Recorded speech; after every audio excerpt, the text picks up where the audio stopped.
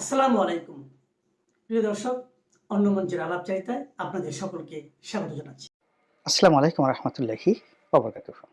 সম্মানিত দর্শক, বেগম খালেদা জিয়ার মৃত্যু নিয়ে বিএনপির যারা সাধারণ নেতাকর্মী তাদের অভিযোগ হলো আওয়ামী লীগের কারণে তাদের নেত্রীর একটি দুর্বিষহ মৃত্যু হয়েছে।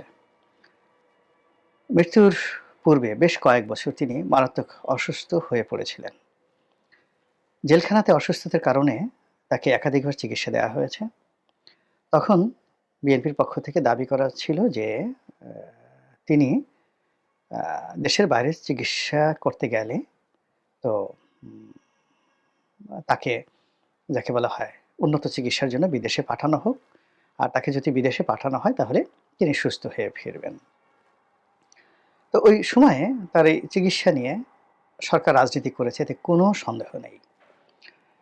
এখন মূল ব্যাপারটা হলো তার যে রোগগুলো ছিল, সেই রোগগুলো নিয়ে আমি কিছু কথাবার্তা বলব। সেখানে হয়তো তাকে বারবার যদি সিঙ্গাপুরে পাঠানো হতো, ইংল্যান্ডে পাঠানো হতো, আমেরিকাতে পাঠানো হতো, এটা যাকে বলা হয় বিএনপির একটা মানসিক স্বস্তি হতো। কিন্তু যে দুটো রোগ দ্বারা তিনি রোগাক্রান্ত ছিলেন, একটা হলো আর্থ্রাইটিস, বাতের রোগ। আরেকটি হলো তার লিভার সিরোসিস, লিভারের একটা বিরাট অংশ নষ্ট হয়ে গিয়েছিল যকৃতের। তো এই দুটো রোগই চিকিৎসার বাইরে।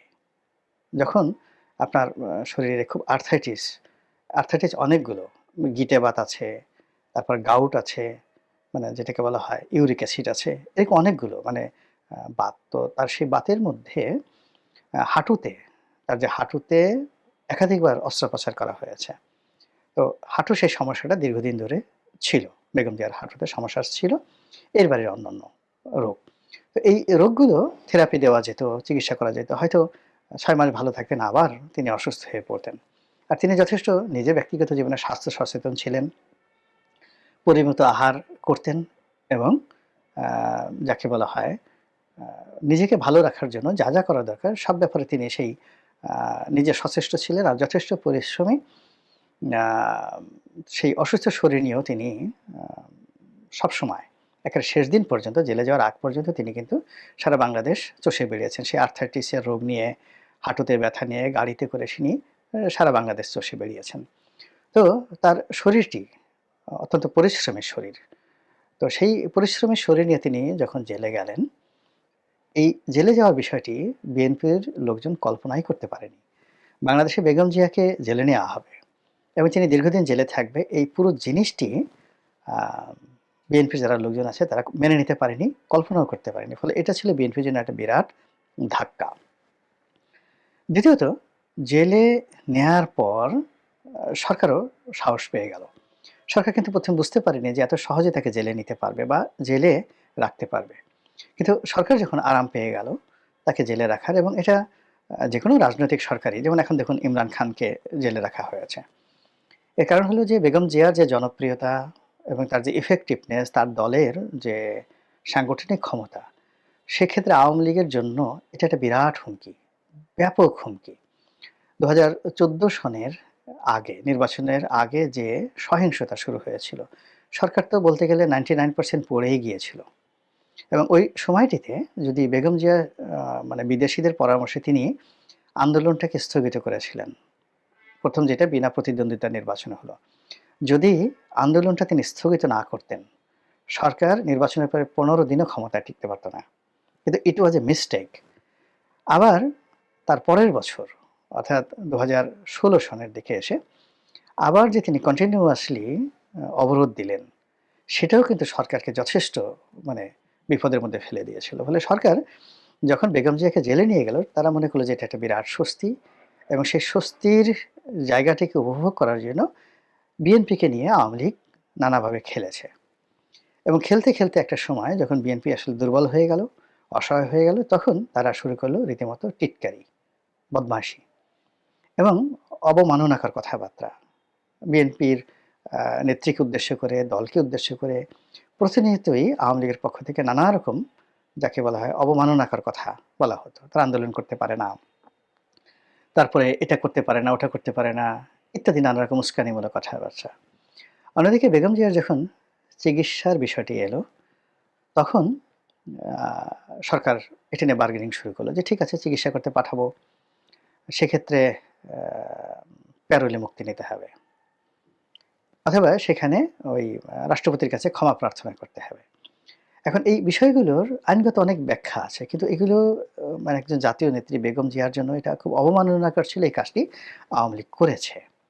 আবার পরবর্তীতে দেখা গেল যে বেগম জিয়ার যে পরিবার, সেই পরিবারের সঙ্গে শেখ হাসিনার একটা ভালো সম্পর্ক হয় এবং তার প্রেক্ষিতে প্রধানমন্ত্রীর যে স্পেশাল এক্সিকিউটিভ পাওয়ার রয়েছে বা সরকারের যে এক্সিকিউটিভ পাওয়ার রয়েছে, সেই এক্সিকিউটিভ পাওয়ারের ভিত্তিতে বেগম জিয়াকে সেই প্যারোলে মুক্তি দিয়ে তাকে মানে জেলখানার বাইরে তার বাড়িতে থাকার অনুমতি দেওয়া হয়।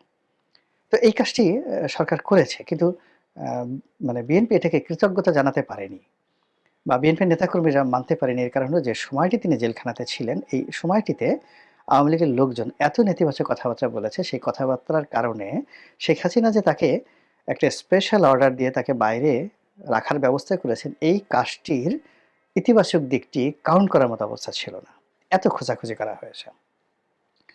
দ্বিতীয়ত তার যে চিকিৎসা, জেলখানায় থাকা অবস্থায় তার যে চিকিৎসা, তো বাংলাদেশে বঙ্গবন্ধু মেডিকেলে নিয়ে চিকিৎসা করা হয়েছে, এভার কেয়ারে নিয়ে চিকিৎসা করা হয়েছে, আরও অনেক কিছু করা হয়েছে, কিন্তু ওই যে বিদেশে যাওয়ার যে বিষয়টি, এই বিষয়টি নিয়েও আওয়ামী লীগ যে যাকে বলা হয় কুটচাল দিয়েছে, আজ পাঠাবো কাল পাঠাবো। তো একবার বলেছে ঠিক আছে আপনি বিদেশে যাবেন, আর বাংলাদেশে আসবেন না। তো সে কখনো সেটাতে রাজি হয়নি। আবার পরবর্তীতে সে বিদেশে না, প্রথমে সে বিদেশে এরকম শর্তযুক্ত বিদেশে যেতে রাজি হয়নি, পরবর্তীতে কি শর্তে যেন রাজি হয়েছে, তখন আবার আওয়ামী লীগ আরও একটা বিরাট শর্ত দিয়ে মানে পুরো বিএনপিকে নিয়ে খেলেছে। আপনি যখন একটা বাঘ, একটা সিংহ, তার দাঁতগুলো ভেঙে দেন, তারপরে তার নখগুলো কেটে ফেলেন, তারপর তার গলায় একটা রশি দিয়ে আপনি যখন তাকে সার্কাসে ক্রিয়ানক হিসেবে ব্যবহার করেন, ঠিক তদ্রূপ বিএনপির মতো একটা বড় দলকে আওয়ামী লীগ 2014 থেকে ধীরে ধীরে এটাকে একেবারে একটা সার্কাস্টিক দল বানানোর চেষ্টা করেছে।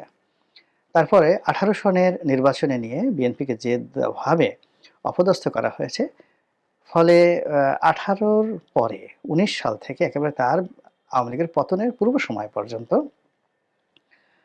আওয়ামী লীগ আসলে বিএনপির মতো দলকে জাসদ, ইনু, ওয়ার্কার্স পার্টি মেনন এবং জাতীয় পার্টির এরশাদ সাহেবের জাতীয় পার্টি বা আনোয়ার হোসেন মঞ্জুর জেপি, এর সাথে একটি বড় কোনো দল মনে করেনি, 19-20 মনে করেছে। যাই হোক, বিএনপি বিএনপির জায়গায় ফিরে এসেছে, আওয়ামী লীগ তার কর্মফল ভোগ করেছে, কোনো সন্দেহ নেই। যদি তাদের ভালো কোনো কর্ম থাকে ওই সময়টিতে, তারা হয়তো ভবিষ্যতে পাবে, কিন্তু তাদের যে কুকর্মগুলো ছিল সেই কুকর্মের কারণেই আজকের এই পরিণতি এসেছে।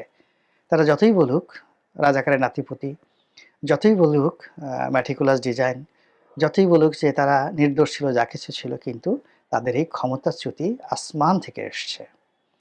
তারা যেভাবে ব্যাংকগুলোকে লুট করেছে তাদের লুটেরারের মাধ্যমে, তারা যেভাবে খুন করেছে, পলিটিক্যাল মার্ডার, তারা যেভাবে গুম করেছে, তাদের যে ক্যাডার বাহিনী যেভাবে মানুষের মানে রাজনৈতিক প্রতিপক্ষের জীবন হারাম করে দিয়েছে, হারাম করে দিয়েছে। ছোট্ট দুটো উদাহরণ দিই। যেমন ধরুন বিএনপির একজন নেতা, তার নাম হলো অদূত ভূঁইয়া, খাগড়াছড়ির খুব নামকরা নেতা, এবং তাকে বলা হয় টাইগার অব দ্য হিল, পাহাড়ি অঞ্চলের সিংহ। তো এইরকম একজন যাকে পাহাড়ি অঞ্চলের মানে সিংহ, এবং বিএনপি নেতাদের মধ্যে খাগড়াছড়ি, বান্দরবন, রাঙামাটি, এই যে পার্বত্য অঞ্চলে আব্দুল ওদুদ ভূঁইয়ার মতো এত প্রভাবশালী নেতা আর নেই, আওয়ামী লীগের মধ্যেও নেই। তো এইরকম একজন নেতাকে গুতিয়ে গুতিয়ে আওয়ামী অত্যাচারে এমন একেবারে বিড়াল বানিয়ে দেওয়া হয়েছে যে একটা টেলিভিশন টক শোতে আওয়ামী লীগের মনিরুজ্জামান নামে এক একেবারে জুনিয়র নেতা, নেতাও না ঠিক, আওয়ামী লীগের একজন যাকে বলা হয় অ্যাক্টিভিস্ট, আওয়ামী লীগের একজন কর্মী, তো সেই আওয়ামী লীগের একজন কর্মী সে আব্দুল ওদুদ ভূঁইয়ার সামনে এগিয়ে গেল, তারপরে শেষে তার মানে কি বলবো, মুখে যা আসে সেই ভাষায় তাকে গালাগাল করলো এবং মানে মারতে গেল, এবং তিনি মাথা নিচু করে সেই টেলিভিশনে লাইভ টক শোতে বসে থাকলেন। তো এই যে দেখেন যে বিএনপির মনে যে ভয় সৃষ্টি করা, এই ভয় কেবলই মাত্র যে আব্দুল ওদুদ ভূঁইয়া নয়, এই ভয় মির্জা আব্বাসের ছিল, এই ভয় রুহুল কবির রিজভী সাহেবের ছিল প্রত্যেকটা বিএনপি নেতাকে ভীত সন্ত্রস্ত করে তাদের মেরুদণ্ড ভেঙে দেওয়া হয়েছে। এখন কি হলো যে এই যে পরিবর্তিত পরিস্থিতিতে এই মুহূর্তে আওয়ামী লীগের জন্য সবচেয়ে ভ্যানগার্ড, বড় ভ্যানগার্ড থাকতে পারত, হতে পারত বিএনপি, যদি তাদের সেই পলিটিক্যাল ব্যাকবোনটা আওয়ামী লীগ অক্ষত রাখত। আজকে যে দক্ষিণপন্থী গ্রুপগুলোর বাড়াবাড়ি, আজকে আওয়ামী লীগের বিরুদ্ধে যে মব হচ্ছে, যে ধরনের প্রচার এবং প্রোপাগান্ডা হচ্ছে, তার বিরুদ্ধে রুখে দাঁড়ানোর ক্ষমতা বাংলাদেশে কেবল ছিল বিএনপির। কিন্তু ওই যে বিএনপির যে ভয়, আতঙ্ক, 15টি বছর ধরে বিএনপিকে যেভাবে নিঃস্ব, রিক্ত করে দেওয়া হয়েছে, তাদের আর দেওয়ার মতো কিছু নাই। ফলে এই পরিবর্তিত সময় তারা একবার ডক্টর ইউনূসকে ভয় পাচ্ছেন, একবার তার প্রেস সেক্রেটারিকে ভয় পাচ্ছেন, একবার আলী রিয়াজকে ভয় পাচ্ছেন, এমনকি বদিউল আলম মজুমদারের ভয়ে তারা থরথর করে কাঁপছেন। বিপুল জনপ্রিয়তা থাকা সত্ত্বেও, সাংগঠনিক ক্ষমতা থাকা সত্ত্বেও তারা এনসিপির তাদের হাঁটুর বয়সী যারা নেতা রয়েছেন তাদেরকে তোয়াজ করছেন, তদবির করছেন। তারপরে প্রশাসনে যে সকল কর্মকর্তা আছেন তাদেরকে তোয়াজ তদবির করছেন। আর তাদের চোখের সামনে যে অরাজনৈতিক কর্মকাণ্ড হচ্ছে, অমানবিক কর্মকাণ্ড হচ্ছে আওয়ামী লীগের বিরুদ্ধে, সেটা তারা প্রতিবাদ করতে পারছে না। কিন্তু একাকী তারা মনে করছেন যে আওয়ামী লীগের উপর যা কিছু হচ্ছে আল্টিমেটলি এটা ভবিষ্যতে বিএনপির দিকেও আসবে। কিন্তু ওই যে কাজটি এটা শুরু করেছিল কিন্তু আওয়ামী লীগ। তো যেটা বলছিলাম যে বিএনপির সাধারণ যারা নেতাকর্মী তারা মনে করে যে বেগম খালেদা জিয়ার উপর যে অত্যাচার জুলুম করা হয়েছে সেটা আওয়ামী লীগ করেছে। আওয়ামী লীগ তাকে বিদেশে যেতে দেয়নি, তাকে চিকিৎসা করতে দেয়নি, ইত্যাদি ইত্যাদি নানা কারণে তার এই অকাল মৃত্যু হয়েছে। এবং তিনি দীর্ঘদিন যে রোগাক্রান্ত অবস্থায় তার শরীর বিকৃত হয়ে গেছে, তার হাত মানে দুটো হাত কুঁচকে গিয়েছে, তার পা বাঁকা হয়ে গেছে, তিনি দাঁড়াতে পারতেন না। শেষ সময়টাতে বিএনপির যারা লোকজন মনে করেন যে কারাগারে তার উপর জুলুম করা হয়েছে, কেউ বলেন তাকে বিষ খাওয়ানো হয়েছে। ইনকিলাব পত্রিকায় দেখলাম যে তারা ইন ডিটেইলস মানে একটা রিপোর্ট করেছে যে কারাগারে বেগম জিয়াকে এমন একটা রুমে রাখা হয়েছিল, পুরনো কারাগারে, যেখানে তিনি ছিলেন নিঃসঙ্গ। যেমন বড় কারাগারে রাখা হলে অনেক লোকজন থাকে, কিন্তু একটা কারাগারে দীর্ঘদিন একজন আছেন, তার সঙ্গে কাজের মেয়ে রহিমা আছে, কিন্তু তিনি নিঃসঙ্গ, আশেপাশে কোনো লোক নাই, কিচ্ছু নেই। তো সেক্ষেত্রে মানে একজন সুস্থ মানুষ এরকম একটা পরিবেশে অসুস্থ হয়ে যায়। মানুষ তো মানুষ ছাড়া বাঁচতে পারে না। দ্বিতীয়ত হলো যে ঢাকা কেন্দ্রীয় কারাগার, যেটা পুরনো কারাগার নাজিমুদ্দিন রোডে, যেখান থেকে রাখা হয়েছিল, তো সেই জায়গাতে যখন লোক থাকে না, জন থাকে না, তখন সেখানে কি আছে? সাপ আছে, তারপরে টিকটিকি আসে, ইঁদুর আসে, চামচিকে আসে, এবং ওটাকে একটা পোড়ো বাড়ি হিসেবে বা পরিত্যক্ত বাড়ি হিসেবে ওভাবেই প্রকৃতির যে সকল কীটপতঙ্গ সেখানে আসবে, এটি স্বাভাবিক। তো ওটা নিয়ে ইনকিলাব একটা রিপোর্ট করেছে যে তিনি যেই রুমে থাকতেন সেই রুমে মানে ইঁদুরের যন্ত্রণায় তিনি ঘুমাতে পারতেন না। সত্য মিথ্যা ইনকিলাব ভালো জানেন, কিন্তু এই যে একটা সেন্টিমেন্ট, সেই সেন্টিমেন্টটা কিন্তু এই সময়টাতে তার মৃত্যুর পরে পত্রপত্রিকাগুলো আওয়ামী লীগের বিরুদ্ধে খেপিয়ে তুলছে। দ্বিতীয় হলো যে স্বয়ং আইন উপদেষ্টা ডক্টর আসিফ নজরুল তিনি প্রেসের সামনে এসে খালেদা জিয়ার মৃত্যু নিয়ে যে বিবৃতি দিয়েছেন, তিনি এই মৃত্যুটিকে মর্মান্তিক বলেছেন এবং তিনি স্পষ্ট করে বলেছেন যে এই মৃত্যুর জন্য আওয়ামী লীগ মানে সাবেক ফ্যাসিবাদী সরকার তারা দায়ী, এবং তারা বেগম জিয়াকে বন্দী করে তার সঙ্গে যে অমানবিক আচরণ করেছে, কুচিকিৎসা দিয়েছে, পর্যাপ্ত চিকিৎসা দেয়নি, এমনকি উল্টো চিকিৎসা মানে কুচিকিৎসা দিয়েছে, ফলে তার এই অবস্থা, দুরবস্থা তৈরি হয়েছে।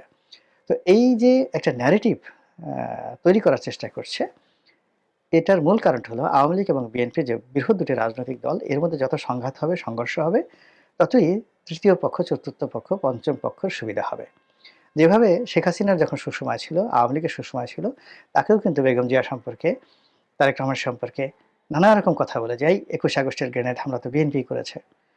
তারপরে শেষে আম এই করেছে, এই করেছে, নানা রকম মানে কথাবার্তা বলে শেখ হাসিনার মনে যারা বিষ তৈরি করেছে আওয়ামী লীগের আশেপাশের লোক, সেটি শেখ হাসিনাকে কতটা বিপদগ্রস্ত করেছে সেটা এখন শেখ হাসিনা বুঝতে পারেন কিনা বা তার আশেপাশের লোক বুঝতে পারেন কিনা আমি জানি না। একই ভাবে এখন যারা বিএনপির কর্তা ব্যক্তি রয়েছেন তাদের মধ্যে আওয়ামী বিরোধী বিষ ছড়ানোর জন্য অবাস্তব কতগুলো কথা, মিথ্যা কতগুলো কথা বা সত্য কথা কিন্তু এই মুহূর্তে সেগুলো প্রযোজ্য নয়, সেগুলো এনে পুরনো বিষটিকে আরো উগড়ে দেওয়ার যে চেষ্টা আমাদের সমাজে করছে, এটার মূল কারণ হলো বিরাজনীতিকরণ। তো দুটো রাজনৈতিক দলই অভিজ্ঞ, সেখানে অনেক জ্ঞানীগুণী ব্যক্তি রয়েছেন, যারা নেতৃত্বে রয়েছেন, তারা অসংখ্যবার বিপদে পড়েছেন। কাজে এই ধরনের পরিস্থিতিতে তাদের কি করা উচিত সেটা তারা ভালো বোঝেন, জানেন, এটি আমি বিশ্বাস করি। এবং তারা এই ধরনের পরিবেশ পরিস্থিতি আরো সুন্দরভাবে মোকাবেলা করবেন, যেন অতীতে যা কিছু হয়েছে সেটি যেন, মন্দ যে কাজগুলো অতীতে হয়েছে সেটির একটিও যেন ভবিষ্যতে না হয়। মহান আল্লাহ আমাদের সবাইকে হেদায়েত দান করুন এবং হেফাজত করুন। আসসালামু আলাইকুম ওয়া রাহমাতুল্লাহি ওয়া বারাকাতুহু।